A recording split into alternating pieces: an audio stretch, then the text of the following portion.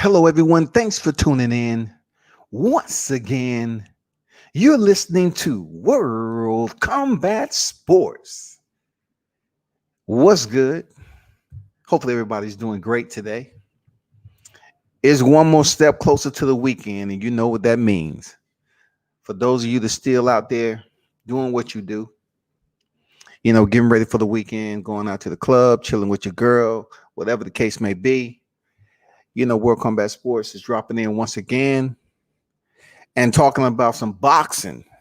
Boxing being at the restart phase, we really hoping and wishing with both fingers crossed that all the engines start firing up and we get to see some good fights. But I want to talk about first and foremost the man himself, the current WBC champion Tyson Fury.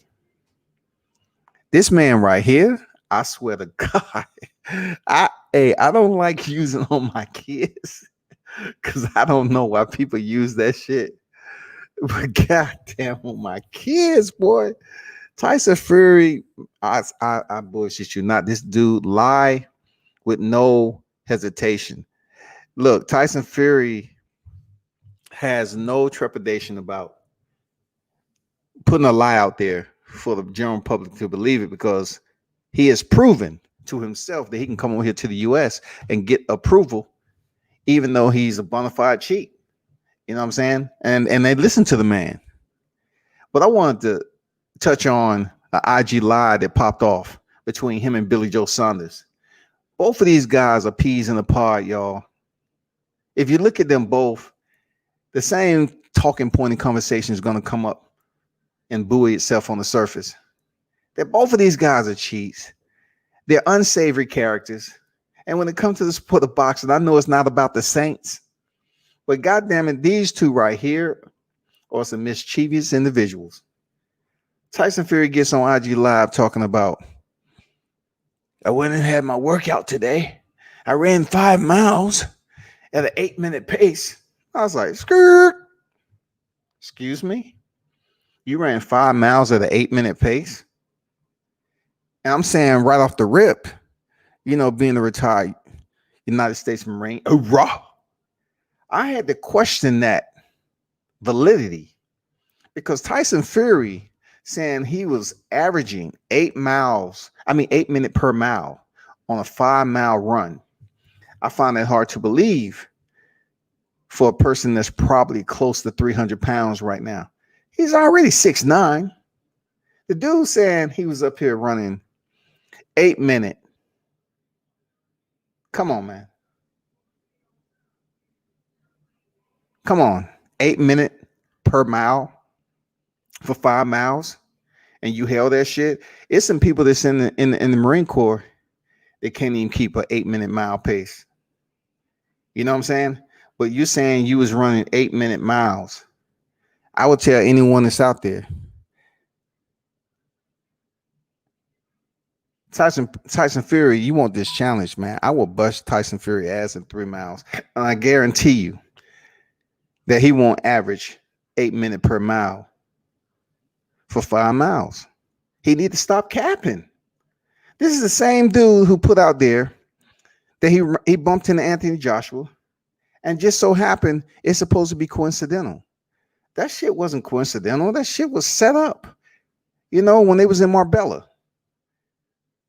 Anthony Joshua was up there with a medium shirt on as always. I'm not blaming. I'm not hating on Joshua. If you got the arms to wear a shirt that's a size too small, for the ladies, okay, so be it. But he's standing out there, and then Tyson Fury pulls up and happen to be in his vehicle on the same proximity as Anthony Joshua was standing on the street. Once again, that shit was scripted. But let me tell you something. The U.S. boxing fans need to chill with believing everything Tyson Fury says because it's humorous.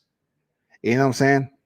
When he gets on IG Live and talk this shit, saying that he ran an 8-minute mile for 5 miles, I seriously beg to differ. You know what I'm saying? I don't see that any way, shape, or form that he was able to maintain a pace like that for 5 freaking miles. I don't give a damn what you're talking about. I put anything and everything. You ain't beat me in 3 miles, Tyson Fury. Not at 6'9", 300 pounds. I don't care if you are the WBC champion. You are not running an 8-minute mile for 5 miles, partner. Heavyweights don't run like that. You just don't run that pace for a mile. You just don't. So, all I'm saying is just chill with putting false information out there and worry about your fight at the end of the year, because that's your main concern. And, talking about that, that's what Tyson Fury needs to be concerned about. At least he's out there road work. Like, I haven't seen no video. The only time I seen Tyson Fury, Hughie Fury, and his team out on the road is when they was doing a promo leading up to the Deontay Wilder Tyson Fury rematch. That's the only freaking time that I actually seen a small clip. This is like the Mike Tyson clips. A small clip of Tyson Fury and his team out there running on the road. And I think they only ran about 100, 200 yards. And then, the camera went off. I'm not saying they don't do road work. I'm just saying that it's hard for me to believe that you put in 8-minute pace per mile for 5 miles straight. You need to stop getting on here capping and talking that bullshit, Tyson. You're talking about somebody who used to run all the time. I know I put anything on it. I challenge Tyson Fury. You ain't beat me in 3 miles. I don't care how old I am right now. I know damn well a 6'9", 300-pounder like Tyson Fury is not going to be trucking no 8-minute mile. It's not going to happen, partner. What's good, H Money, Mr. Zone in the building, man. Salute to you. Appreciate you stopping through, man. Y'all be sure to subscribe to H Money's channel, man. I know he has a live coming on a little bit later, so y'all be sure to check him out. He said Terrence Crawford versus Kell Brook is a good fight. Yeah, I'm about to transition over to Terrence Crawford, but y'all don't believe everything Tyson Fury say, man. I expect more of the U.S. fans. I was very disappointed on how he was able to come over here at the Staples Center, and the crowd was booing Deontay Wilder, and they was cheering for a known drug cheat, a guy that disrespected the sport, who was out of the sport for quite some time, and they was out there cheering him on like there was a Rocky movie, like it was coming to America, and that shows how gullible freaking U.S. boxing fans have become over the years. They're just willing to forgive these neighboring fighters and give them all the damn passes in the world. And then they keep on fucking with you and you keep on giving them passes. And then he walks into the MGM Grand. Same shit happened. Boos for the U.S. champ, but y'all giving praises and adulation for Tyson Fury. Anyway, Terrence Crawford. I'm really hoping Terrence Crawford fights either number one Manny Pacquiao or the rest of the lineup that's out there.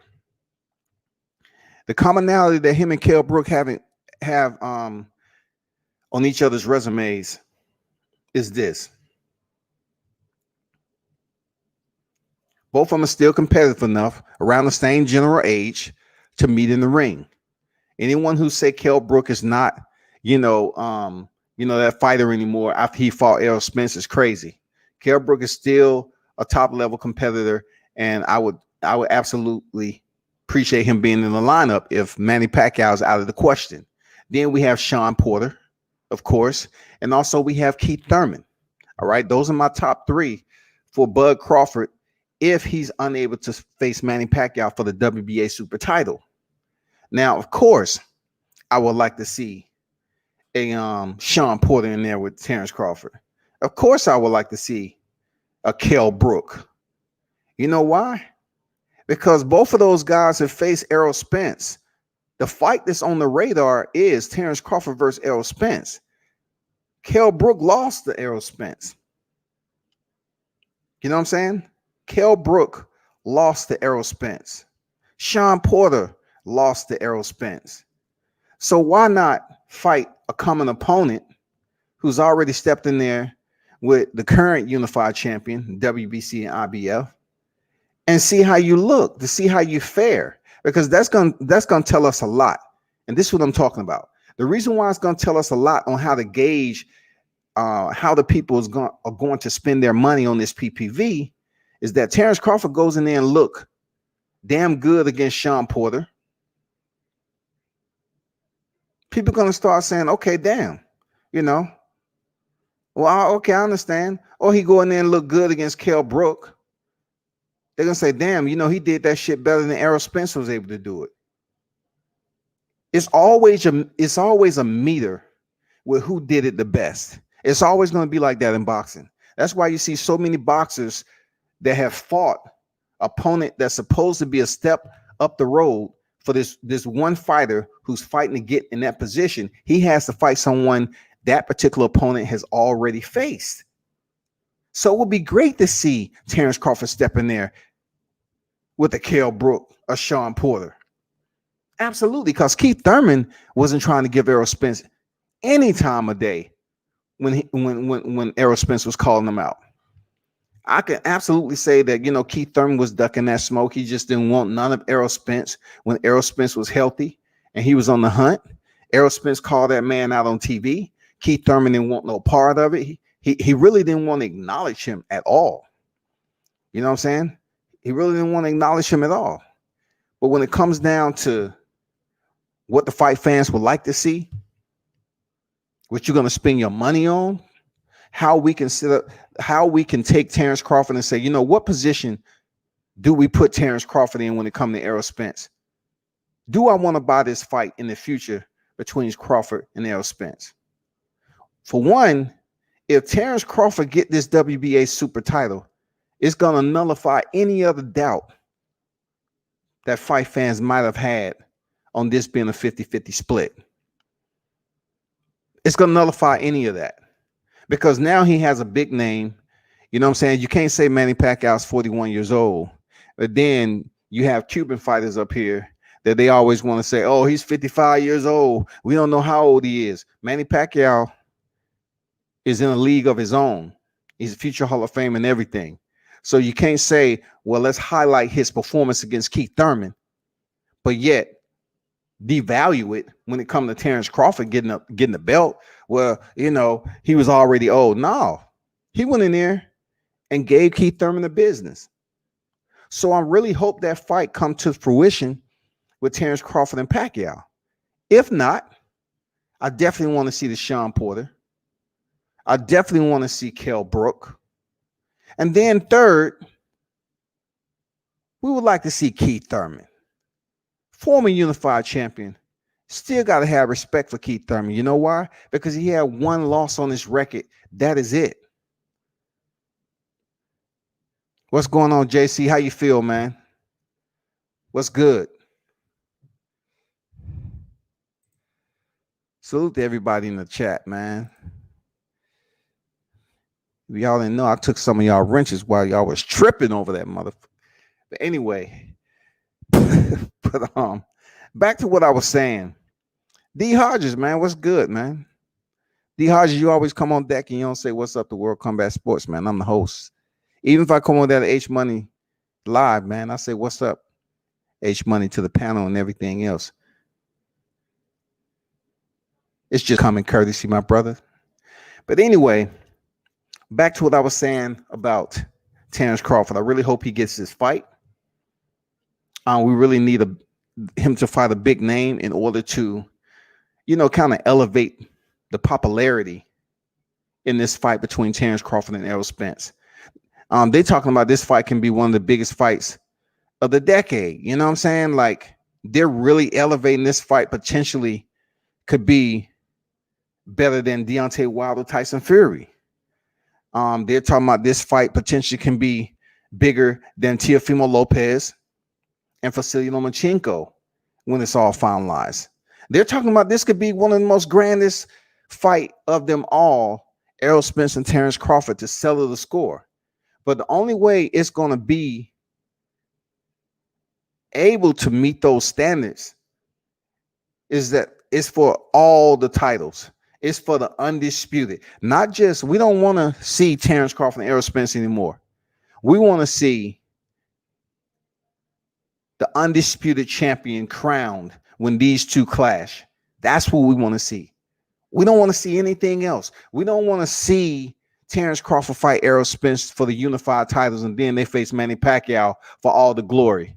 That'll be fucked up. And I'm going to tell you, boxing might just give you that bullshit right there because they have so much respect in elevating Manny Pacquiao right now. And, you know, and the Filipino people, because they loyal to their boxers, right? And they know Manny Pacquiao is going to bring that money from that side. Believe me when I tell you, the Filipino people support their fighters. So don't be disappointed too much if they talk about, well, Terrence Crawford and Errol Spence fight for the unified titles, and then Manny Pacquiao still got that WBA belt. Hell no. We either want that shit vacated. We want something to the point where Spence and Crawford is fighting for all the marbles of the welterweight division. It will only be right. If that's not the case, then the PPV numbers are not going to elevate themselves to the point of breaking records compared to the other fights in history. It's not going to do it because right now, the acquired taste that we're looking for this fight is for the undisputed. Just like we're looking for the acquired taste in the 35 division. We're looking for that. We ain't looking for shit else. We don't want to see any other bout if Manny Pacquiao has that WBA title. It needs to be Terrence Crawford, Errol Spence, 2-2 or 3-1, however it goes. And if you're talking about 3-1, let's just say Errol Spence come back and face Danny Garcia. He wins because we all telling him to win. You know what I'm saying? We all favoring him to win. And then all of a sudden, Errol Spence get the fight with Manny Pacquiao. You know what? That'll be fucked up on so many levels, but that's how boxing play game. You know, that's how boxing play ball, y'all. If they freeze out Terrence Crawford for getting that shot at Manny Pacquiao and give it to Errol Spence, and he comes in there with the WBC, IBF, and the WBA title, and Terrence Crawford sitting over there with the WBO, oh, you can guarantee that shit is gonna be a damn 60-40 fight.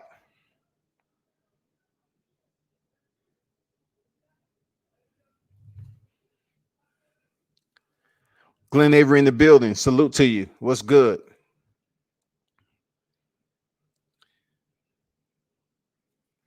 What's going on, Anthony?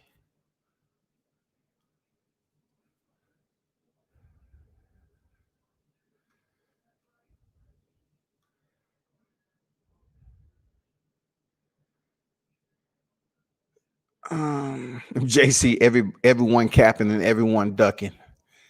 Yeah, I think that's what it is, man. You know what I'm saying? But MMA champ in the building. What's good, man? But JC say we just want the best fights. And I agree. I agree with that whole summation. We want the best fights, man. And right now, when you talk about boxing, to be honest, when you talk about boxing, when it comes down to just average talking points, when you're having a conversation with somebody about boxing, Errol Spence, Terrence Crawford name comes up. Now, 2020 has been the worst year ever. I'm not gonna lie. Not just in economically and sociably, but for professional sports in general. So in order for boxing to rebound, just take a look at this, right? You have an entire fight card coming out on Showtime. Where are all the big names in the welterweight division?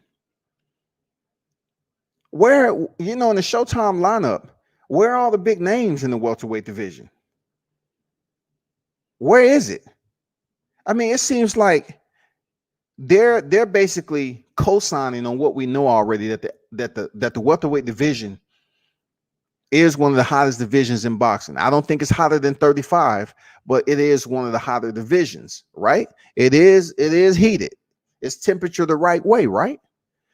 But what's up with all these fight cards that's coming out now, and you don't have no prominent big time names on there. We're not talking about Errol Spence, Danny Garcia, because that fight's gonna come and go, man. People are gonna tune in and watch it, so to speak, because they just want to see really.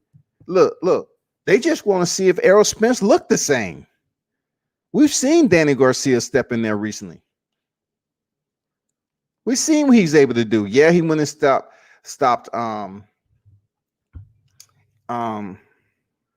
and what's old boy's name? I was just reading something about him too. But he went in there and stopped him for the first time. You know, he went in there and lost the to Sean Porter for the vacant WBC, man. We pretty much know what Danny Garcia's capability is. We've seen him face, you know, Keith Thurman. Danny Garcia has a phenomenal resume. But really, the people want to see the truth. They want to know if he's the truth still. They want to see man down. They want to see Errol Spence step back in there and see, can he be the first one to stop Danny Garcia? That's what the people want to see. And I know it's far-fetched coming off him going the distance with Mikey Garcia, but they want to see something out of the normal, like immortal shit. They want to see Errol Spence come back in here and put on a display and validate, you know, shut down all the doubters and validate that he's on a whole nother level. So if he's able to do that, it's only going to sell that Crawford fight even more. It's going to be amazing. If he comes in here and do something no one else was able to do to Danny Garcia, then it's going to put even more weight on Terrence Crawford. Because people are going to say, you know what? I don't even think, you know, it's going to be one more weight that Terrence Crawford has to listen to in social media. I don't think Terrence Crawford could have did that to Danny Garcia. I don't think Terrence Crawford, you know what? He need to fight Sean Porter. We need a meter to gauge Terrence Crawford in a tough fight. And right now, when it comes down to Errol Spence stepping in there with the Kell Brooks, stepping in there with the Sean Porter, you know, people just need something to gauge Terrence Crawford's ability to go in there and contend against top opposition in the welterweight division before they buy this fight between him and Errol Spence. There's no way that everybody's going to put their total commitment into this fight unless Terrence Crawford fights Sean Porter, Kell Brook, or Keith Thurman. It doesn't matter if Keith Thurman haven't fought Errol Spence. Keith Thurman was defeated by Manny Pacquiao, who's currently WBA champion. So therefore, if Terrence Crawford go in there and make Keith Thurman look worse than Manny Pacquiao, the boxing fans are going to perk up a little bit and say, God damn it, Terrence Crawford, the truth. All right, we got it. All right, he's ready. I'm ready for this fight, man. You saw what he did to Keith Thurman? Pacquiao couldn't even do that shit. Okay, we ready. I mean, that's the type of, you know, banter you're going to get in boxing.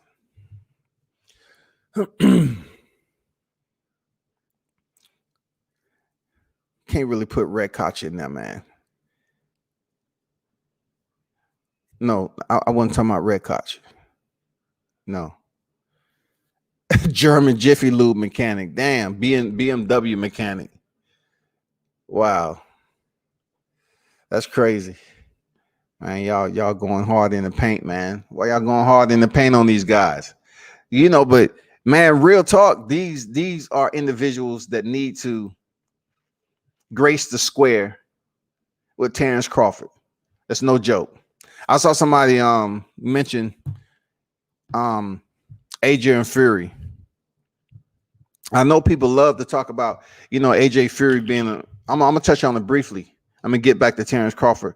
I know a lot of people love to want to put AJ and Fury as being one of the bigger fights. But that particular fight, in order for it to break any records, it needs to be over here in the U.S. footprint. It's a lot of fights that's been over there to the U.K. So you're saying to yourself, Wembley Stadium. Okay, you can say Wembley Stadium, but do the UK people have the revenue.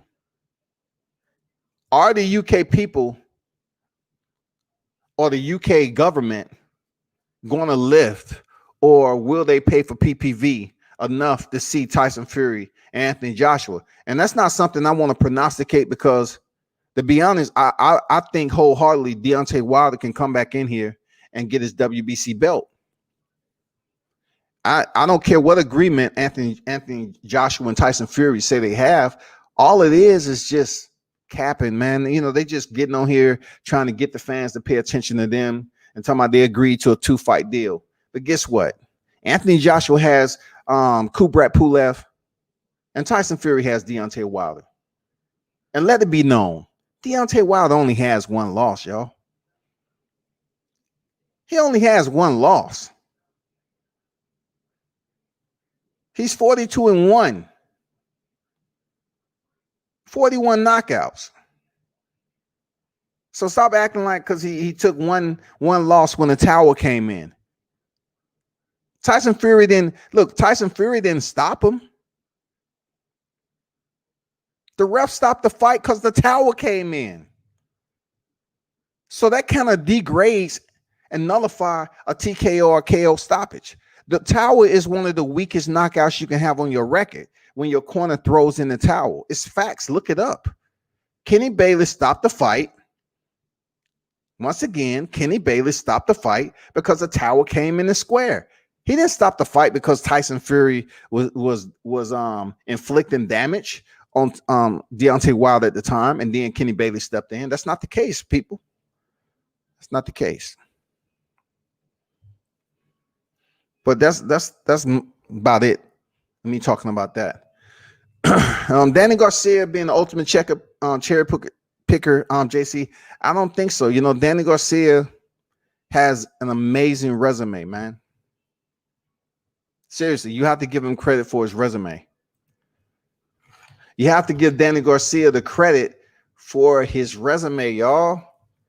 I know people used to say that all the time about Danny Garcia. But, man, he has one of the best resumes out there in boxing.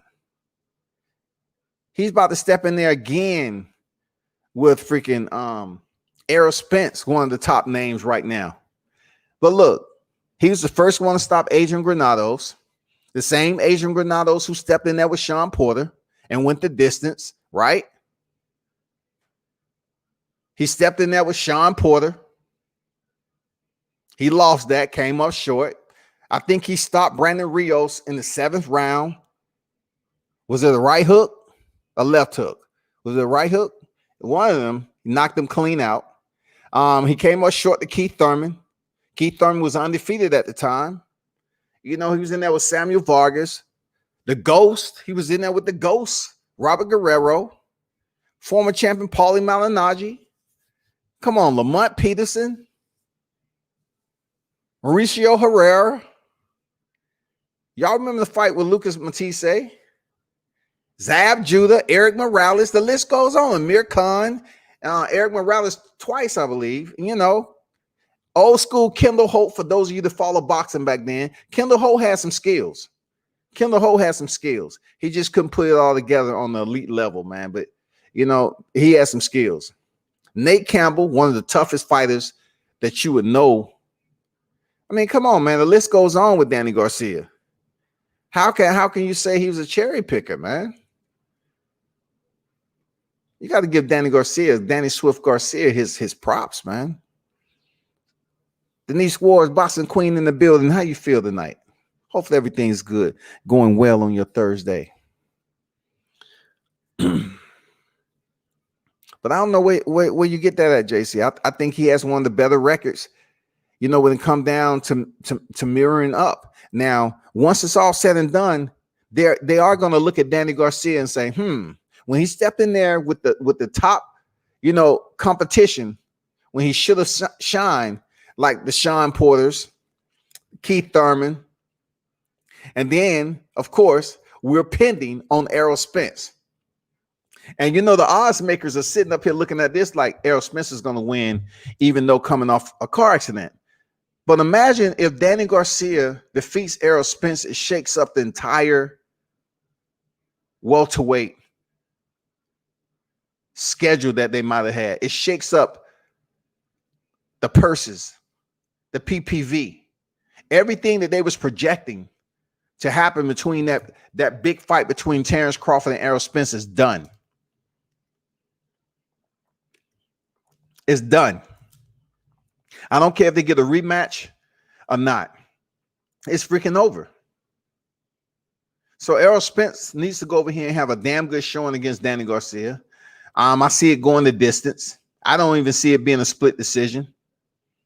It's according to what mindset Errol Spence has, coming off this accident. Is he going to go in there and try to prove to the people that he's even more focused than he was before? And you remember when Errol Spence say he was up here cutting from 189, I believe, to 47, and he was making it hard on himself. So from what we understand from his language, he's taking the sport more serious. So he's going to have to come in here and prove when he fights Danny Garcia that he's back. He looks better than he ever did. And also he needs to perform much better than Sean Porter did versus Danny Garcia when they fought for the vacant WBC title. That's all I'm saying, people.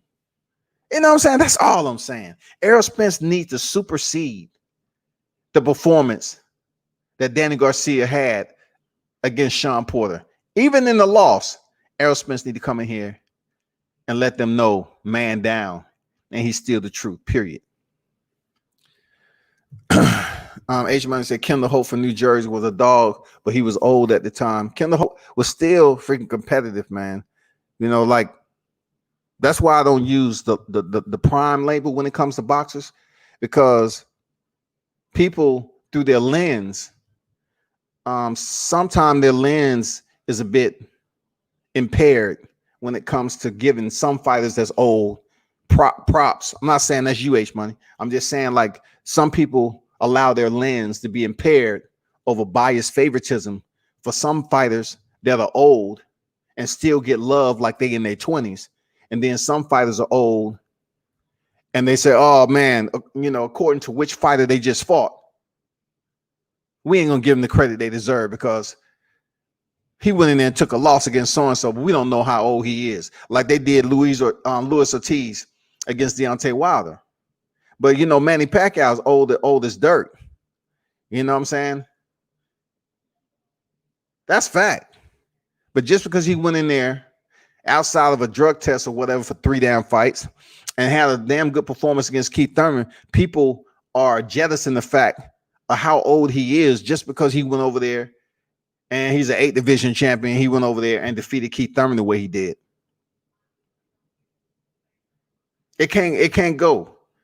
You can't just hold the dynamite to whatever fighter that has a little bit of age on him and say, you know what, he was past his prime. It all depends, man.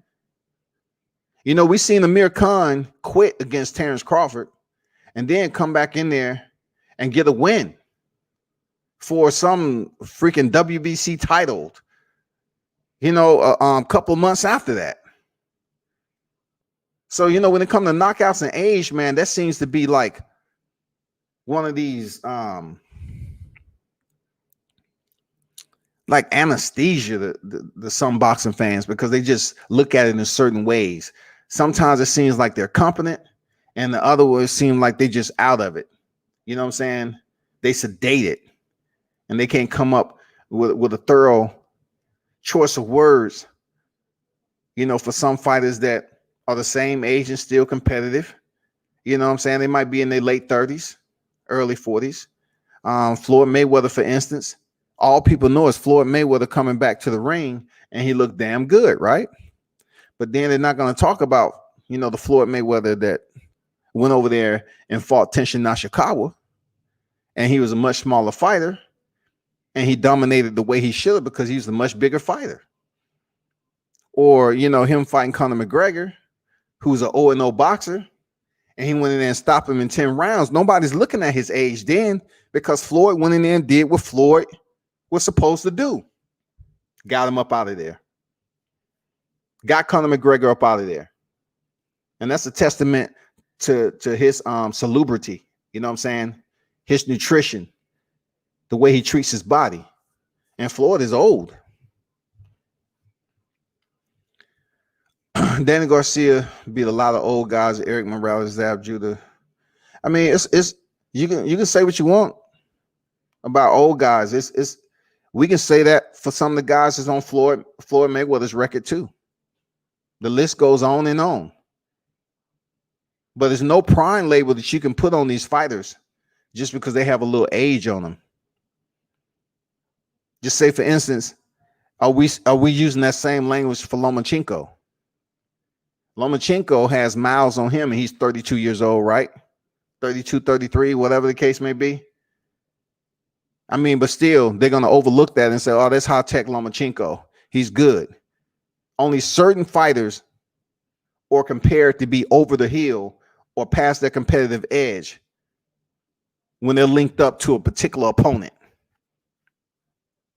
If they're fighting an opponent whose popularity is much, much brighter in the eyes of boxing fans, they're going to get all the praise in the world. They ain't going to mention no age. They're going to say, oh, so-and-so went in there and beat Pacquiao. Oh, my God. He went in there and beat Pacquiao. If Adrian Broner would have went in there and defeated Pacquiao, they would have been like, oh, shit, Adrian Broner defeated Pacquiao. He's back. That's the AB we want to see. But Pacquiao, at his age, went in there and defeated the younger Adrian Broner. So it's none and void when it comes to age. It's all about how a fighter takes care of themselves. Bernard Hopkins, how he was able to come back and win titles at a late age because he don't drink and smoke and he takes care of his body. George Foreman even came back, 45 years old, and defeated Michael Moore. Took punishment in the process and defeated Michael Moore. So I don't believe in the age deal because you still have a lot of fighters out here that's still in the game, that's doing well in the sport of boxing, fighting on the elite level.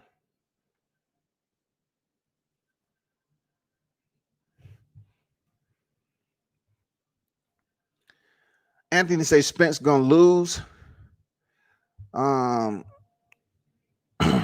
So Anthony, he's going for Danny Garcia. I don't know. You know, some people say Spence gonna lose, or but I hear a little bit of rumblings. I can't take it serious though. I do hear people talking about, Spence may not be the same fighter and everything else, but I just don't want to sit up here and put that label on Spence, because sometimes when you survive and cheat death, your whole entire mindset is different. It's different.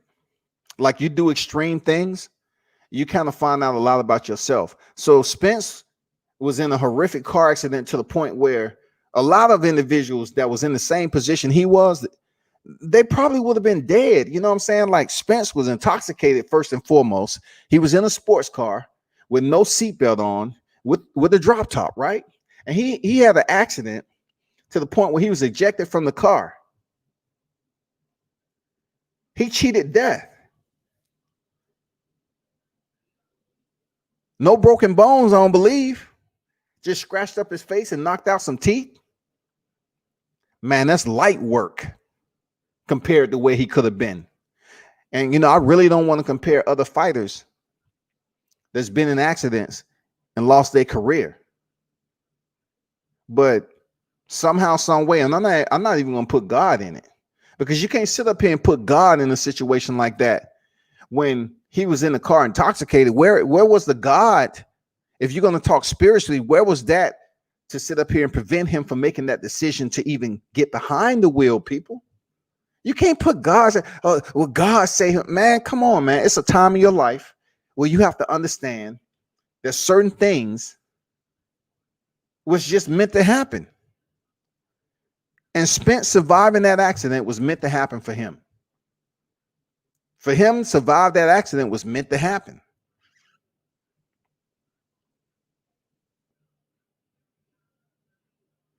That's the only thing I can say about that. Don't put God in. God was there. God saved Spence. Where was the God terminology when he got behind the vehicle and he had all those people with him that night? Somebody could have stepped in and said, Spence, I don't think God wants you behind the wheel, bro. I think tonight you might want to have a DD. Let us be your DD, man. But he got behind the car after being in the club with some people that saw he was fucked up and inebriated, and they still allow him to access his vehicle, start it up, and push out. So I don't want to hear nobody talking about God save Spence and all that. I don't want to hear that. Spence, he comes back. I don't know what his mindset is right now, surviving an accident like that. But sometimes your life changed, man, when you had a near death, or you was able to experience some extreme situations in life that made you think about, the basic shit. I've been there. You know what I'm saying? I've been there in those extreme situations. I've been there from jumping off high tier, from high heights, rappelling, to freaking a motorcycle accident where I was knocked unconscious, but it didn't do anything to me because once I came to and I healed, I was that much faster once I got behind the wheel again. That wasn't reckless. It was right within my limits.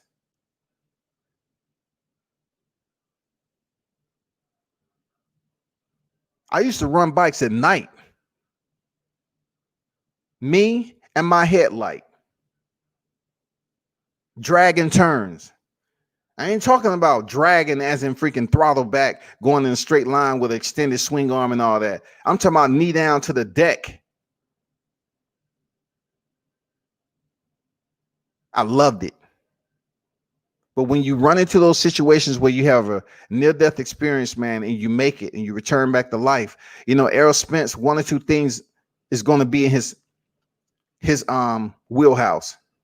Either he's going to take it to another level, and he hasn't been drinking, he's been taking life serious, or we're going to see what the residual effect the accident had on Errol Spence.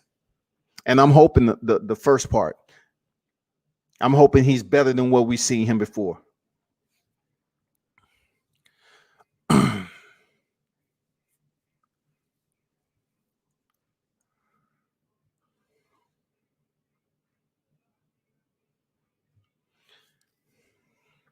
MMA champ say, don't discredit Danny. He beat Sean Porter. I'm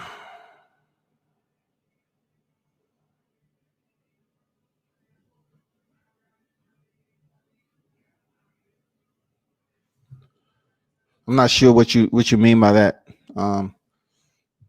Danny Garcia beat Sean Porter. I'm not sure where you're going with that, but Danny Garcia then beat Sean Porter. We're not talking about no amateur shit. We're talking about freaking professional only.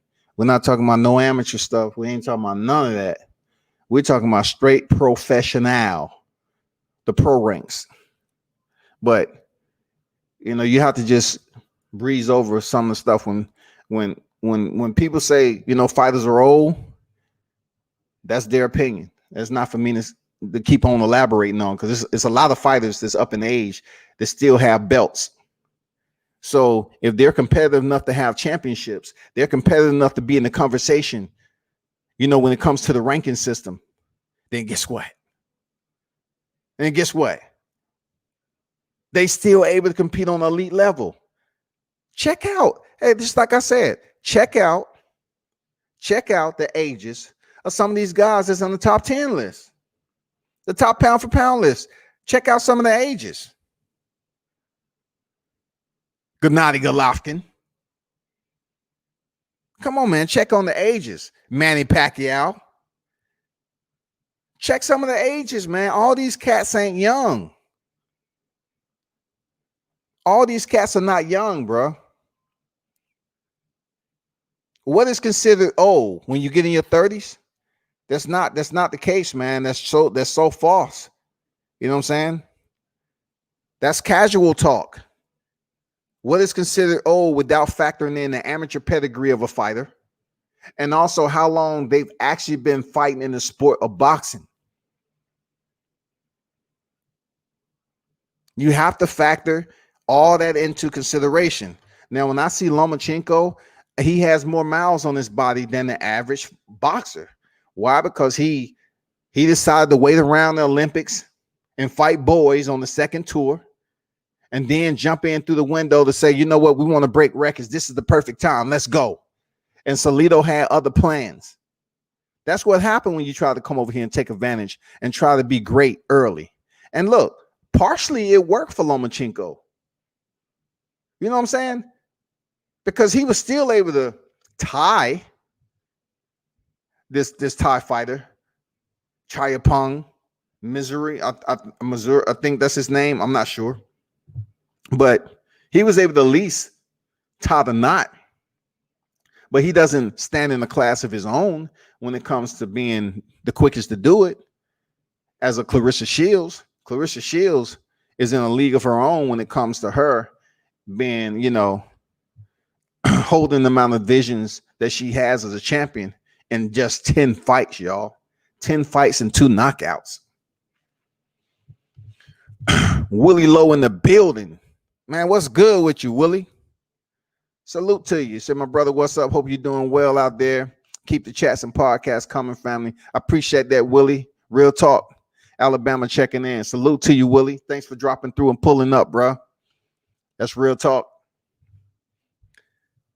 But you know, I just look at it in that perspective. You know, we can go down resumes forever and a day and find fighters with age on them. But unless that fighter is in the popularity contest, you know, they're gonna have people that's with that language to say, as so-and-so was old, but yet so-and-so is still competing on a high level. So I want to go back to these welterweights, right? So when it comes to the pound for pound list, what welterweights are on the list right now? So we can look at the welterweights from the ring list, right? And we got, you know, the ring has Terrence Crawford in 4th.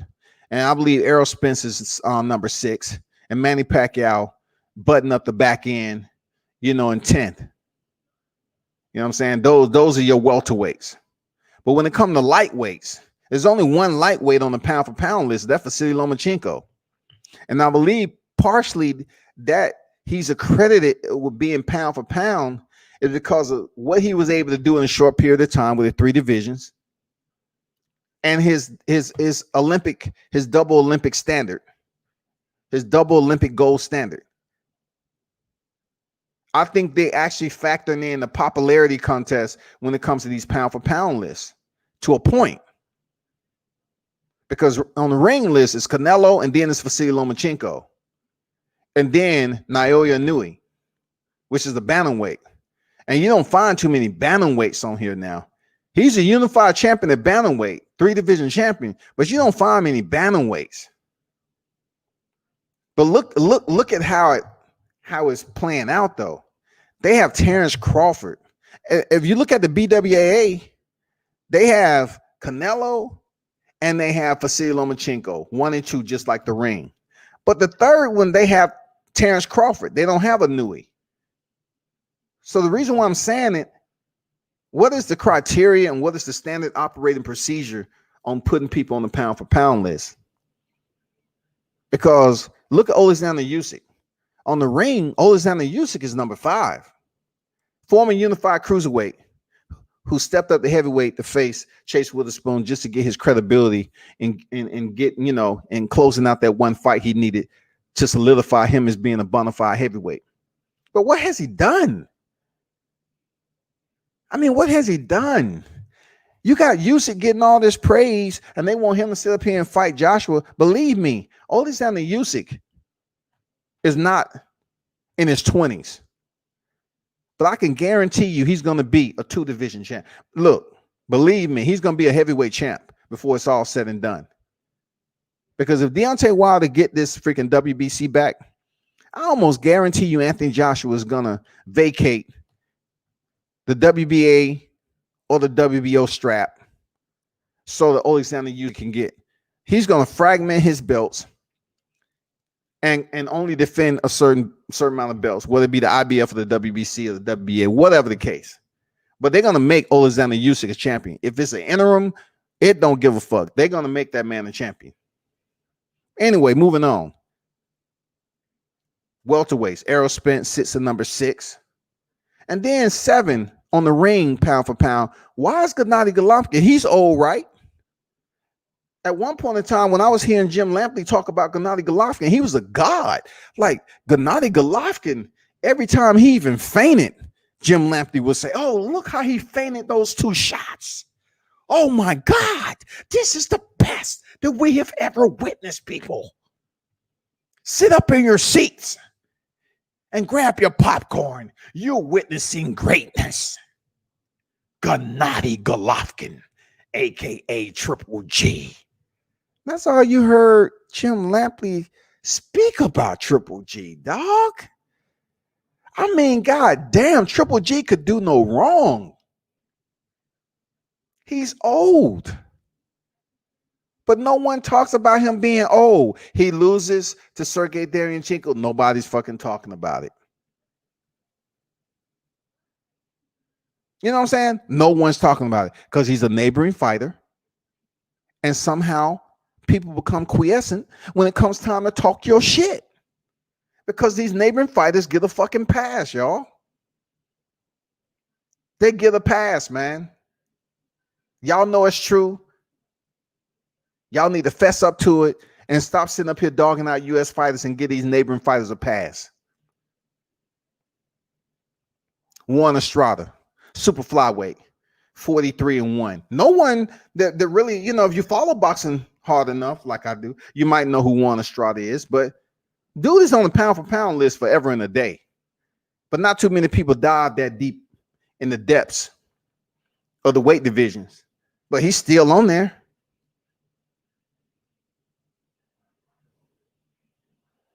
He's still on there, man. Manny Pacquiao defeats Keith Thurman. Boom. He's sitting at the back door. But the BWA has Manny Pacquiao number 9, I believe. And they have Juan Estrada number 10. They switched them out. But you know who the BWA has at number 8 is hilarious. They have Tyson Fury. So I'm trying to find out where's the criteria once again on how to gauge these fighters, because as much as I criticize Anthony Joshua, and you can look from day one, who, you know, I've told you, you know, he's a robotic fighter, period. And that's what I believe. But they never once put Anthony Joshua on the pound for pound list when he was the unified champion. But Alexander Usyk has been number 5 on the Ring Magazine's pound for pound list forever. Gennady Golovkin, I believe he was still on the pound for pound list when he didn't even have a belt. And they know damn well he lost against Sergey Derevyanchenko. And they still kept him in the same position, number 7. Still. The only people that got it right.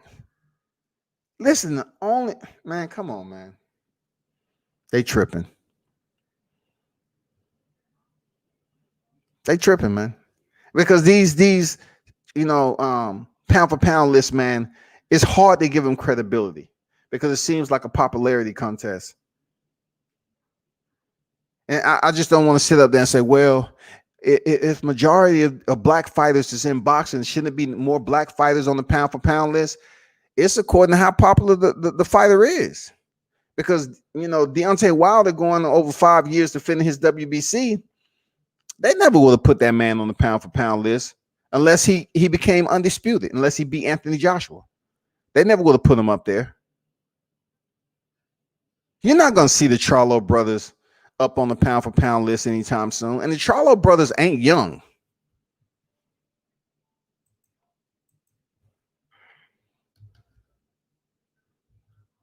No matter what you want to say, it's getting around that point, y'all.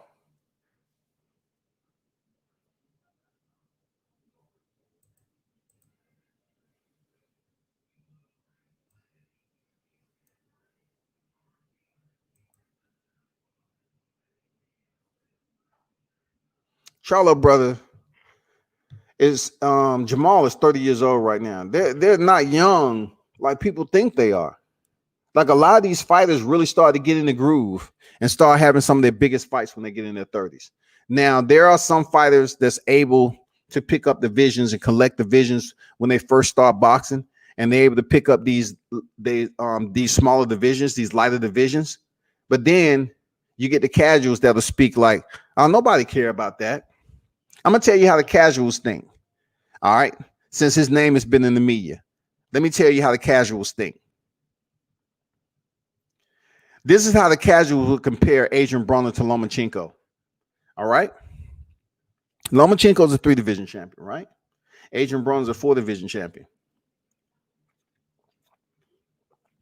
Just because Adrian Broner has more losses than Lomachenko and absent of gold medal standard in the Olympian pedigree,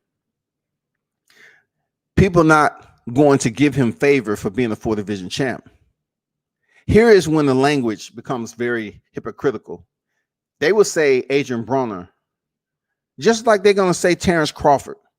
And this is all filtering back over to why it's not that many black fighters on the pound for pound list. Adrian Broner did fight for a vacant title. But my bad, didn't Vasily Lomachenko fight for a vacant WBO title too against Gary Russell? Wasn't that what he did his first time out? And you're not going to criticize Lomachenko for fighting for a vacant title? Oh, my bad. You're not going to criticize Vasily Lomachenko for fighting Luke Campbell, the gold medal Olympian, for a vacant WBC title and then vacating it to be franchised? You're not going to criticize him for that? Oh, but you're going to criticize Adrian Broner for dropping down the junior welterweight, to face Khabib for the vacant title. I get it. So you're going to try to basically nullify Adrian Broner's 4 divisions because he faced somebody for a vacant title. Listen, casuals, that shit fucking happens all the time. It's people that fight for vacant titles all the time. You're gonna freaking sit up here and discredit Sean Porter for picking up his second title just because he fought Danny Garcia for a vacant WBC title? You cannot do that. You can't sit up here and say, "Well, I'm just gonna jettison the fact of these guys facing someone for vacant titles." Terrence Crawford, 3-division champion, unified. But then they say, "Oh, well, Ndongo really wasn't that good." He was a world freaking champion. Julius Ndongo was a world champion. Well, they turn around and say Regis Prograis stopped him in 2 rounds and Terrence Crawford stopped him in 3.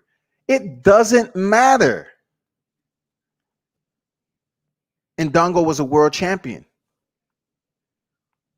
So you cannot credit one fighter because they're a neighboring fighter and they're in your favorite list. You cannot credit them with all this 3-division or this multi-division justice just because they fought,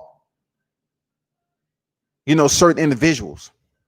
You can't discredit Adrian Broner because he fought for 2 titles that was vacant, but yet he went out there and did what he had to do. Adrian Broner was doing the damn thing. This dude was undefeated at 35. He was goddamn doing the damn thing. But guess what? When Adrian Broner moved up, he skipped junior welterweight and went up there to welterweight and fought Paulie Malignaggi. Man, get this man his motherfucking credit. Come on, man. Come on, get Adrian Broner his credit. When it was time for him to get the broom out and sweep, he did, goddammit. This dude went from 35 up to welterweight, scooped up the title for Paulie Malignaggi, dropped back down to 140, scooped up another title. 4-division champion, no matter how you look at it, bro. No matter how you look at it, that's a 4-division champion. One of the most exciting fights ever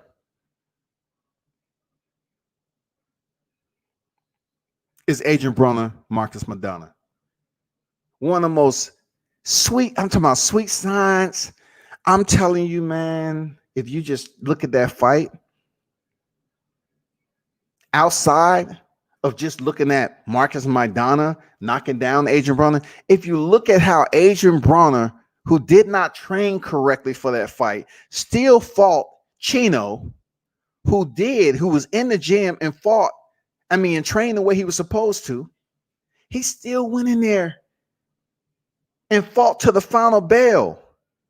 I know a lot of people don't like Adrian Broner. I know it, man. But you have to get this man an understanding that he's a different type of dude. That fight that he had with Marcus Maidana, man, was one of the most exciting ones in that division, hands down. It was full of action, suspense. It had its climactic moments. It had its buffoonery. It had all that combined into one freaking fight where a lot of people thought Adrian Broner was going to get stopped. And he still fought. And not only did Adrian Broner fight, he was still technically delegating boxing fundamentals in there. He was jabbing up top, going to the body. Man, he was doing, the Philly shell every now and then. He was actually using defense when he could. And look, most of all, people, the sweetest part about that fight, if you really follow the sweet signs, Adrian Broner stood in the pocket. Even when he was, in a bad place, Adrian Broner stood and held his square and fought Maidana in the motherfucking phone booth. He wasn't running. This nigga wasn't running. This motherfucker was standing right there, having trained a full training camp the way he should, drinking and everything else, taking tremendous body shots from Marcus Maidana. And motherfuckers don't want to give this man credit. Man, I could look at that fight all the time. I'm telling you, some of the fights that's been out there, some of the welterweights has never had issues like Broner. I will look at Broner Maidana before I look at their fight. Because Broner, that is the reason why he is still relevant right now. I don't think he's going to make 35, but that's why he's still relevant right now. Look at the work Mikey Garcia put in on Broner. Did he get knocked down like Robert Easter did?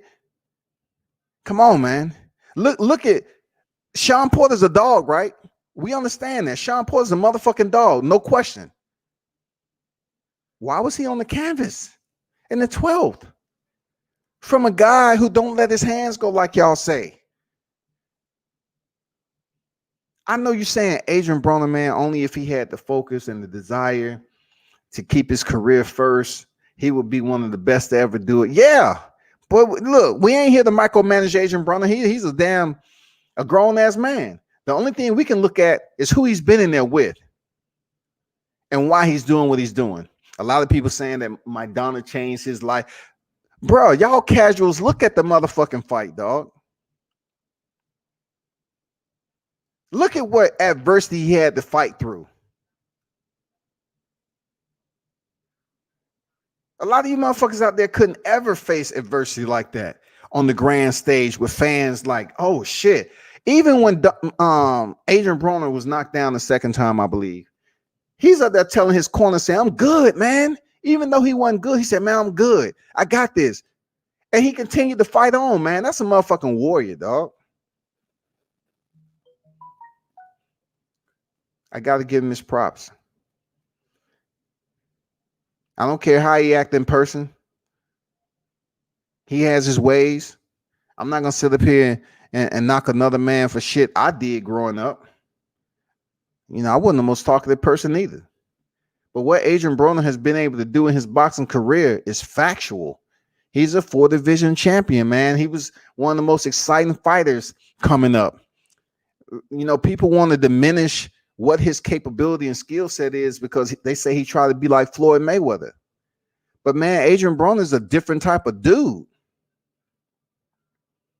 Adrian Broner is a different type of dude, period. I'm speaking in the ring. I don't know why he won't let his hands go after that fight the way he should. It would be beautiful if he just had an epiphany to how it was early in his career and he started training and getting back into the groove. Derek Pettis, what's good, man? Chain TC in the building. Salute to you.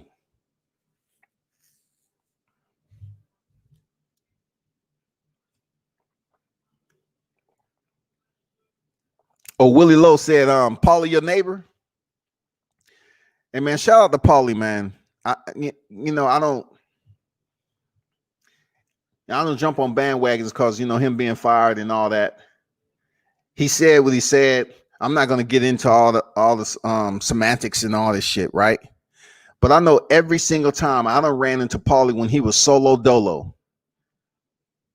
I have ran into Paulie Malignaggi when he was solo dolo. Nobody around him, and Paulie still talked to me.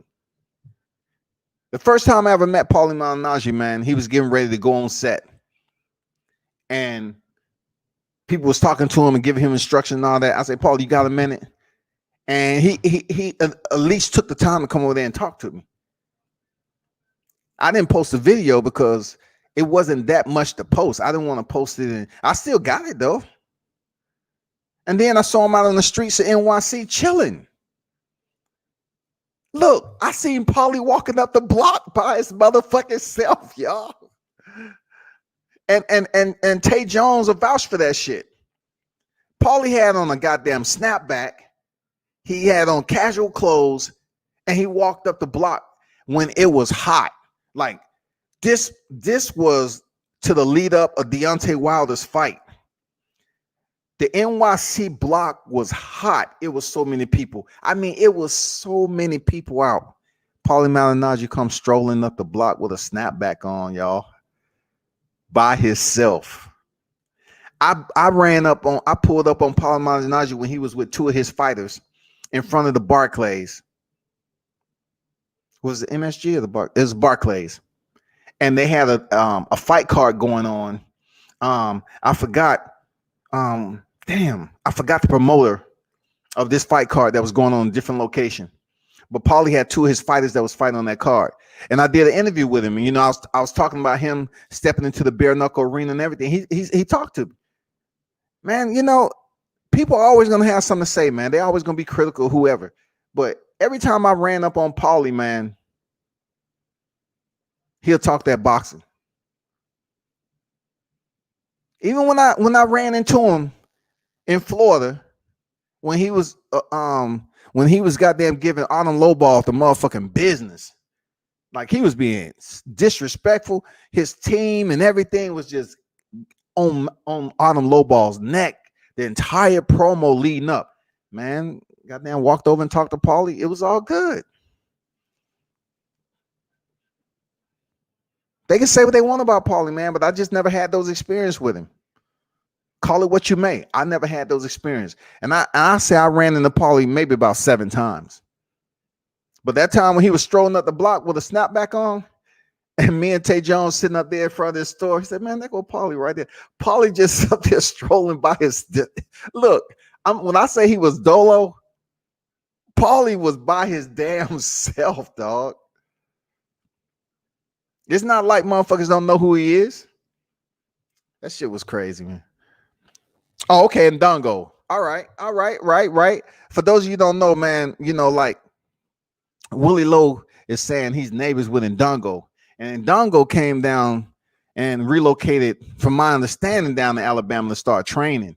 Shout out to his coaches down there and everything. I'm not sure who his coaching is, but he been down there, from my understanding, ever since he was set to train in his fight with Tay Jones. So that's the only time that I had the opportunity to run into a Ndongo, when he was at the Thriller at the Bobby Miller. And I had an interview with his strength and conditioning coach, and I was able to sit down with Ndongo for the first time. Very respectful, humble boxer. And people that sit up here and say Ndongo wasn't shit and all that, I just can't respect that, because when I meet all these fighters in person, and being my military background, just me as a person, I'm not out there to sit up here and meet these guys, befriend them, and act like I really give a damn about them, and then get back behind the mic and dog them out because of the way they put their career on. It's a lot of fighters I've interacted with that was assholes. But I'm not going to get back up here and do that. And Dongo isn't one of them. Down to earth guy, one of the nicest fighters you'll ever meet. Sit down and tell you point blank what, give you that response that you want to your question and keep it moving. So I got to give him his props, man. Shout out to Ndongo, man. Keep doing your thing. I'm not sure when he's set to get back in there. Willie, when is his next fight? Is it gonna be somewhere sometime in 2020 or what?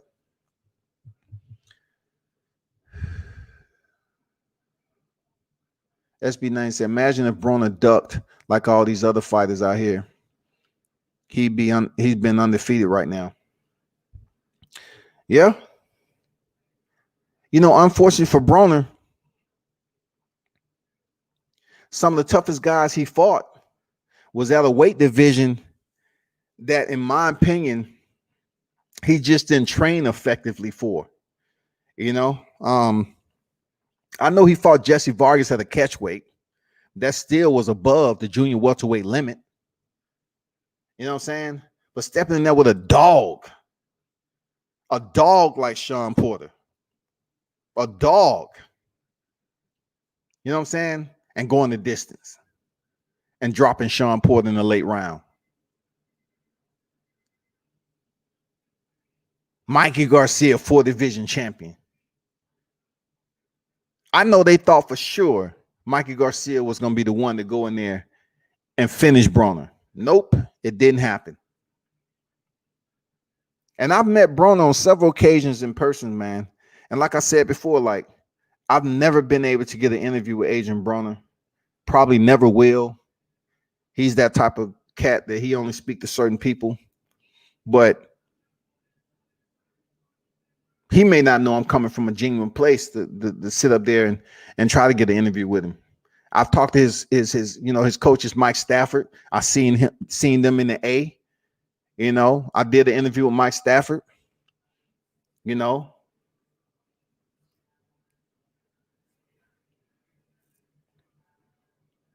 It's a different type of dude, man. That's all I'm saying. So we'll see what else plays out, man. I know a lot of people have been talking about, him potentially dropping to 135. I'm gonna be honest with you. For me, seeing him, and I put the videos out there. When I saw him in Baltimore, when I saw him at the MGM, I don't think Broner will be able to make 35, y'all. I just think it's too much weight. If you look at how dried up he looked against Mikey Garcia, I mean, I don't know, man. From seeing him in person, eating what he was eating, I just don't see it. Maybe he get with Kevin Cunningham and commit himself wholeheartedly. I'm talking about 150%. If you get with Kevin Cunningham, who I know have a disciplinary type of training regime, he might be able to drop weight. I don't fucking know. I can't tell you. But shout out to AB, man. Keep on doing what you're doing. It's only one, Adrian the Problem Broner, and he is a 4 division champion. So it ain't shit y'all haters can do about that. Real talk. Just like they're gonna be up here praising Mikey Garcia when he picks up his 5th belt. I mean his 5th division, and they ain't gonna care who he fight. Everybody looking for Mikey Garcia to become a 5 division champion. And they're going to maneuver him the right way to get this freaking belt. Believe me when I tell you now, they're going to maneuver Mikey Garcia to get this freaking 5th belt. And he probably going to creep into the freaking pound for pound best around 9 or 10. Believe me when I tell you that shit. Me coaching my bro strength and boxing. Okay, I'm doing my thing with him. All right, for sure, Willie. That's what's up. That's what's up. Shout out to the whole team up there, Willie. You know what I'm saying? Shout out to the whole team over there in Alabama. You know what it is. Always support. Much respect to y'all over there. Much respect to Deion Nichols that's up in there, the equalizer that's up in there. Can't wait till he get back in the ring. He's coming off that fantastic win against Carl Newman. First time going that distance. But he is a problem. Y'all make sure y'all pay attention to him. And of course, you know, you got the champ that's going to be back at the end of the year, point blank. We look forward to him stepping back in there, getting that WBC strap. Real talk. T. Jordan, what's good? What's good? Petty said he has to go back to bread and butter style of fighting. I think the way Adrian Broner fights is bread and butter. You know what I'm saying? I mean, sometimes that shit is just not hot enough. You know what I'm saying? He doesn't come in there, you know, with the temperature the right way. What I mean by that, he just don't give you everything you need. Like Adrian Broner just don't give you everything you need. It's just like putting a piece of toast in the toaster just for a little bit and popping it up before time. It's not toasted. Adrian Broner's not giving us that. He's not giving us that toasted bread no more, man, with the butter on it. That even when the butter get on there, it melts. No. He's not doing that. He's not letting his hands go. He's not being active enough, man. And I don't know what it is. And when I hear him possibly dropping to 140, 135, that's difficult for me to fathom that he's able to mentally place himself in such a weight cut, man. It's brutal. I did it several times, man. I've cut weight, man. I've cut weight in my 40s. When I competed on stage in the open class with the 20-year-olds. Check, it's out there online. Clean. I know the only haters that's been out there that want to say anything else is the men, the dudes, because they don't want to accept the fact that, you know, somebody's knowledge on nutrition and everything will play an intricate role on how you can drop weight. But in my 40s, when I was out there competing for a short time, weight cut is brutal. That shit is unfreaking believable how your sugar levels change and everything else. And it's almost send you through you know, psychosomatic episodes. Like you place yourself in a bad situation all because you crave certain foods. It's tough. I was doing cardio 2 to 3 times a day sometimes to get down to competition. If you check out the picture that I always post in the green beach shorts when I was doing men's physique, I was competing in the over 40 class and the open class. And I got the trophies to prove it. I was getting second in the open class with 20-year-olds because they didn't want somebody that was over 40 to win the open class and defeat some of the guys who was models. I was up there beating some of the guys who were models in the magazine. And the only way I was able to do that is because my entire life I had discipline enough to know how to cut weight and stay in shape and know what to eat. But when I get down to drying up, when the water is depleted, when you go from a gallon, half a gallon, to a pint, to a cup, and then you sucking on ice cubes, and you drying up, and you coming that motherfucker dry, and you depleting, you drinking that damn little quarter of red wine so you can piss out the last remaining water. So you come in there, and the abs, the obliques, everything is shredded to the man. Come on, man. What you talking about? Come on, man. Come on, bro. That shit's a beast. And that's what boxers have to go through in the process of sparring, you know, having nutrition, running, doing everything to burn them calories off and making sure they balance the scales the right way, man. Weight cut is a beast. And, you know, I tell anybody who hasn't did it, and I hear criticizing people who have, it's not as easy as you think to drop weight, man, the right way and still have the strength to step in there to compete on the elite level. That's all I'm saying. Oh yeah, he changed his style. He didn't have a choice there, Pettis. Like he changed his volume, everything. Everything, man. Hey coach, when is Ndongo supposed to drop back in? When we gonna see him back in the square? Do you have a date yet?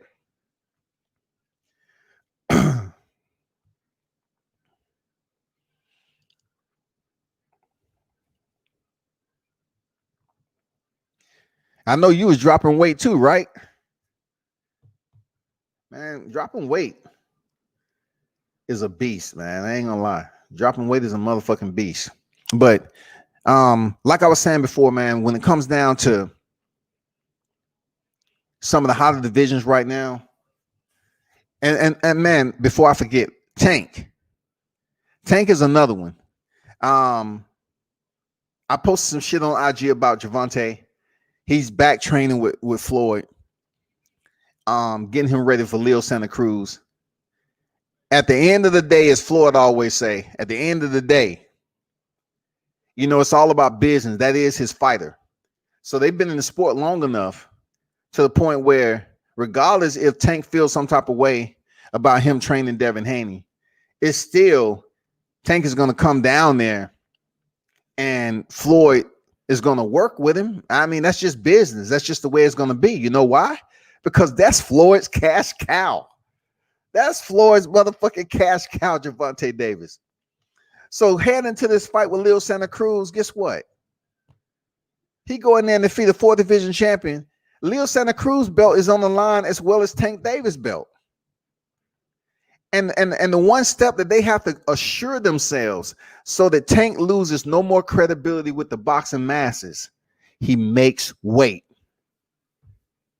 Tank has to make 130. And we all know that he sometimes balloons up in weight and it's drama. He's lost his belt on the scales, man. He's lost his belt on the scales, man. So we really don't want Tank to come in here and lose his, and just lose out on a big opportunity because he's overweight or he didn't make the 130 limit. Now you might have said to yourself, well, when he came down to ATL, he missed it by 1 pound. Guess what, man? They came in there on purpose for that shit. Seriously, they wanted the drama. I told you already how I saw it. I scoped that shit out. When I saw Floyd Mayweather leave before Tank got on deck, I said, nah, some shit about to pop off. This shit is not right. When I saw Floyd walk out and Tank haven't made it there yet, and look, Floyd Mayweather's in ATL, y'all. And he's not going to wait. This is one of the biggest fights we had ever.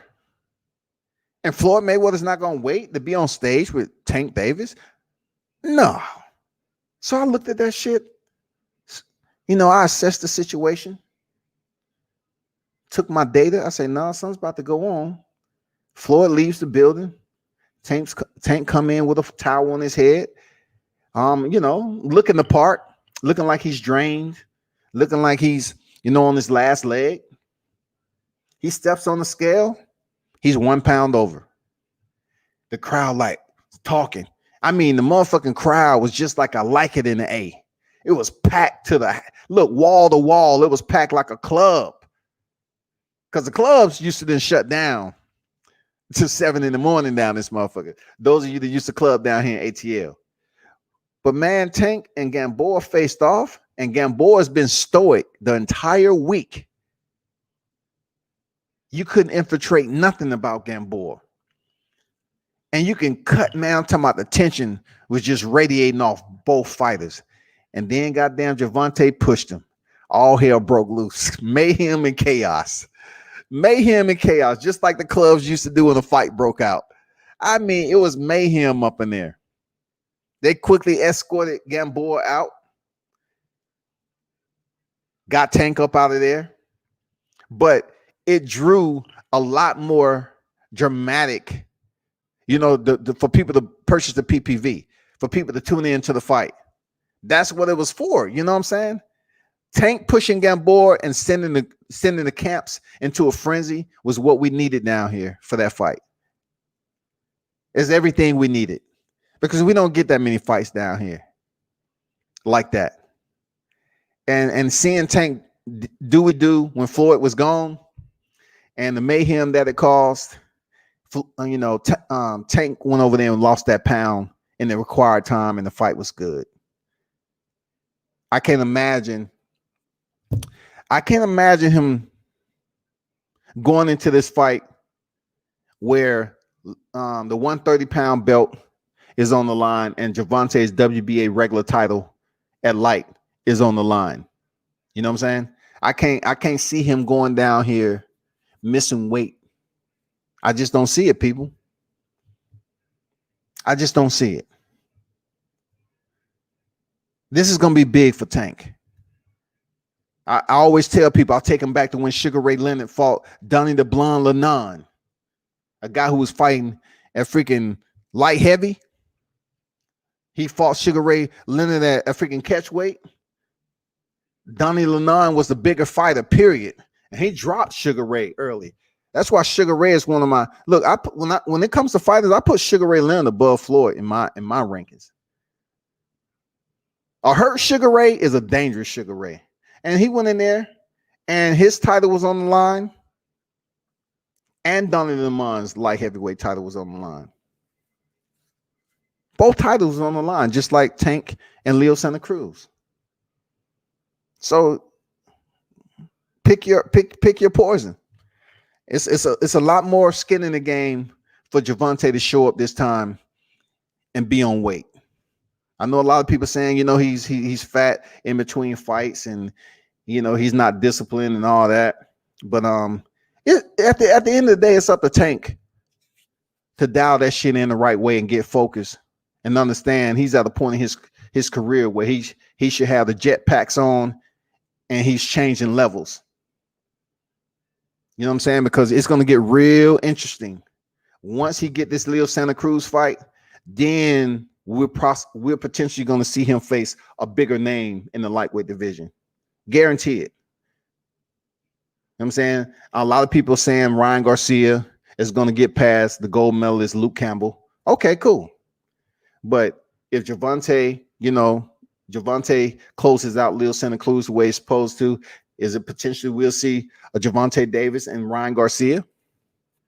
Or, the way Floyd Mayweather thinks he's going to try to go for one of them titles, whether it be a Devin Haney or the winner of Vasily Lomachenko or Teofimo Lopez, because that'll be the money fight. You know what I'm saying? That would be the money fights at the 35 division for Gervonta. That would be absolutely the money fight. So we'll stay tuned for that shit. Willie say, yeah, I dropped so much weight. He was supposed to fight at welterweight end of this month. Okay, that's what's up, Willie. I hear you. Yeah, you focus, man. You dropped a lot of weight, man.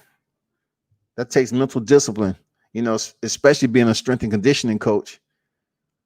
The guy pulled out, said he wasn't ready, probably sitting around not training due to Corona. I got you. But we wide open doing what we need to stay sharp. Real talk. Yeah, I know y'all are over there, man. Shout out to you. I know y'all keeping it hot, keeping it pushing over there, man. Staying focused to what you're supposed to for when you get that call up. I hear you, man, for sure. Salute to y'all over there. Respect, man.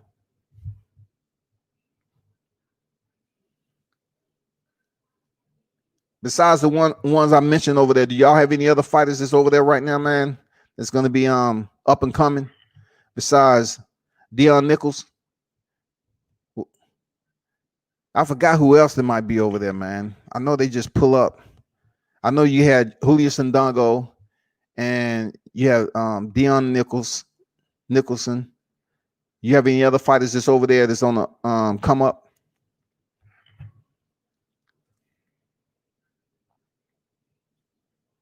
D Hodge say high blood pressure is serious too. Yeah, blood pressure and everything else, man. When it comes to cutting weight in boxing, absolutely. Um, Blood pressure is a factor. When you start to cut weight and you barely have any water in your system, your muscles start to cramp up. You have to talk about cutting weight and depleting and dropping pounds with very minimal water and coming there, dry as they call it. You know what I'm saying? You come in there dry. That means you're basically taking your last minute crap. You pissing out the last water. You doing check weights. All that shit, man. It's tough. That's why you don't hear me goddamn calling fighters bums, man. Because in order, that's just one phase to being a fighter. You have to cut weight, and that shit's a beast. That's just a beast, man. But yeah, but tighten it all up, man. Yeah, I look forward to Crawford fighting a big name. He needs that big name, man. Um, I've been reaching out to him, but I know Crawford's not going to jump on an interview with me. I've been trying to reach out to his team, man, for a drop, but Crawford's not that dude. I understand that. It's all good, but we just need to see him fight like a Kell Brook, Keith Thurman, or Sean Porter. Seriously, that's what we need. Willie say, tune in. We're going to surprise you. Not going to spill the beans. Got to roll my bro. Seriously, Todd later, fam. All right, Willie. Salute, fam. Thanks for dropping in. Real talk. And you're always welcome. You want to drop through for an interview there, Willie? Let me know when the news drop, man. I'm always support. Real talk. We can get behind the mic and chat it up, man, about boxing. Be safe out there, man.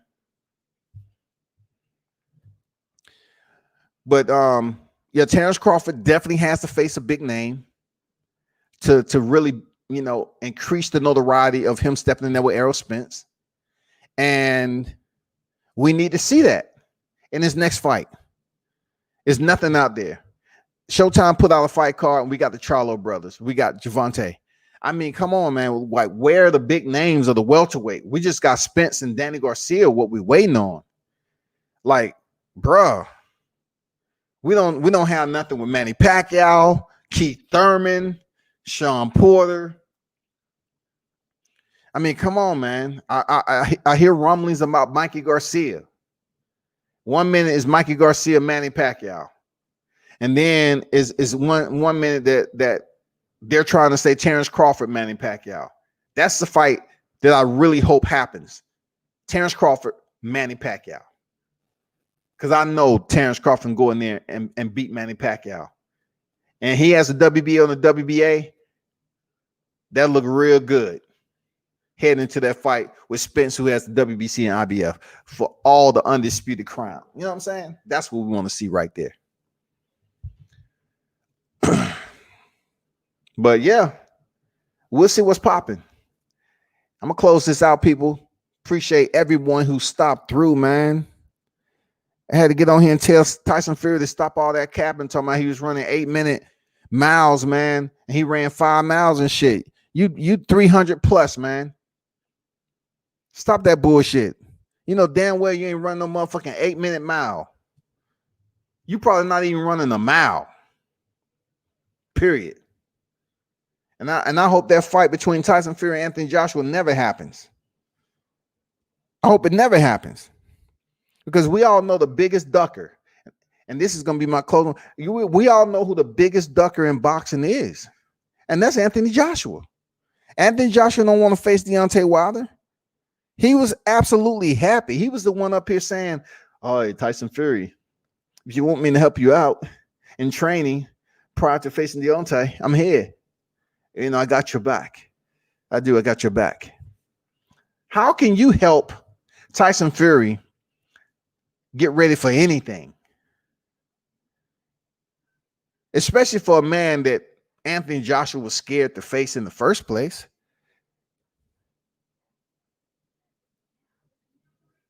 I mean, it was disappointing. When Deontay Wilder was ringside when Joshua was fighting Klitschko.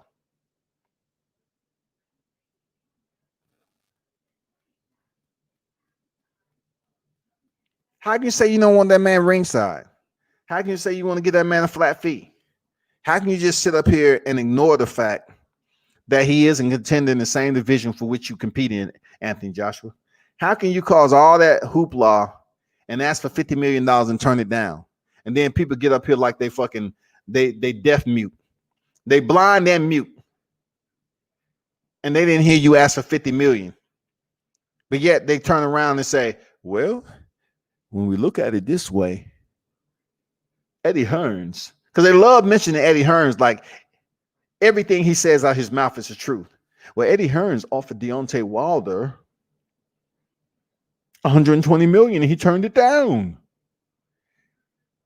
And I'm saying to myself, you cannot be that naive to just think contractually, just because somebody put it out to the media to say, you know what, we offered Deontay Wilder 120 million, he should have took it. It's funny how when the black fighters are offered these contracts, people are so quick to say, oh, you should have took it. How do you figure? It's a process. You don't want to place yourself in a predicament where you're like so many other fighters in the past have been contractually shackled. Contractually shackled. Why would he want to get in a contractual agreement to fight Brazil when he can knock out Brazil by his goddamn self outside of a contract with Eddie Hearn and then a 2-fight deal with Anthony Joshua? So we get a 2-fight deal with Anthony Joshua. Where's the fight going to be? Both of them going to be outside U.S. soil? Because I'll tell you this, people. You heard it from World Combat Sports. I bet y'all would have been cheering for Deontay Wilder. He would have been fighting Anthony Joshua over this bitch.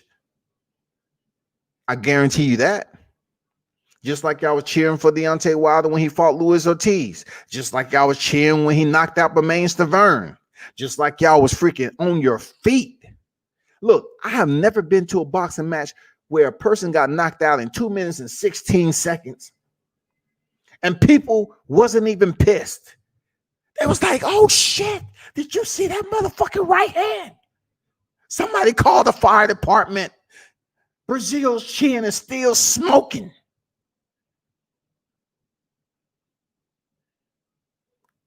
He lit that motherfucker up. That's the only fight I've ever been to where the fight ended in the first round that quick and people was going crazy. They wasn't even complaining. They wasn't freaking agitated. They was like, oh shit. And then not only that, this how I know, when I talk about Deontay Wilder being booed, why I can talk about it because I've seen this shit on different occasions. This is why I know it's bullshit when it comes to Tyson Fury being cheered vice Deontay Wilder. Because when he knocked out Dominique Brazil, people were goddamn asking for autographs, freaking everything else. That's the video I made when I was right at the tunnel. People were showing Deontay mad love.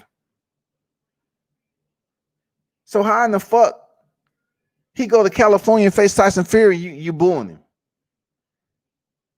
Did more black people turn out for him to face Bermane Stiverne, Dominique Brazil, Luis Ortiz? Because I'm going to tell you, at the MGM Grand, when he knocked out Luis Ortiz, they were still cheering him. But he walked in the MGM Grand against Tyson Fury, you booing the man? Anyway, Anthony Joshua is the biggest ducker in boxing, man. Know that. Write that shit down. Anthony Joshua is the biggest ducker in boxing. And if it's up to him, if Deontay Wilder, get this WBC strap back, you see Joshua's been walking around with a brace on his leg, right? Let Deontay Wilder get this WBC belt back, and you're going to see Anthony Joshua walking around in a full body cast. Watch. At the moment, I'm unable to, meet the terms and agreement to face Deontay for the undisputed title. You know what I mean? Just so many things have been going on in sparring. I'm just not healthy enough. But Anthony Joshua, we just have this question for you. Like, it's been 2 years though. Like, Deontay Wilder won a title back. We're going on, a year and a half, close to 2 years. Like, when do you plan on doing anything to face the champ again? Well, I have to get with Eddie Hearns. He told me to take it easy. Just think about myself, recovery, stay healthy. And when it's time for us to step back in the square, we'll definitely do it. But for now, I have to do what's smart. I have to do what's good for business. I have to do what the people, because I'm the people's champ. I have to do what the people want to see. And therefore take care of my body. For the next time I come back, I'll be that much stronger. And I'll definitely step in there with the bronze bomber. Promise you that. But that's just hard for us to believe, Anthony Joshua. Like, we're getting the idea that you just don't want to face the champ anymore. Like, you're talking about flat fee, you turn down 50 million. Well, I can understand. I can tell you this right here. If Deontay Wilder offers me 50 million now, I'll fight him next week. I'll come out the body cast and I'll fight him next week. But Josh, you just said you was injured. Oh, yeah.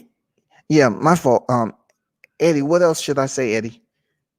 I'm gonna stop fucking with y'all, man. I'll tell you, Anthony Josh don't want no boy Deontay Wilder, man. But anyway, I'm out, people. Salute. Thanks for dropping through. It is what it is, man. We'll be back. Thanks for supporting World Combat Sports and subscribe to the channel, y'all. Salute.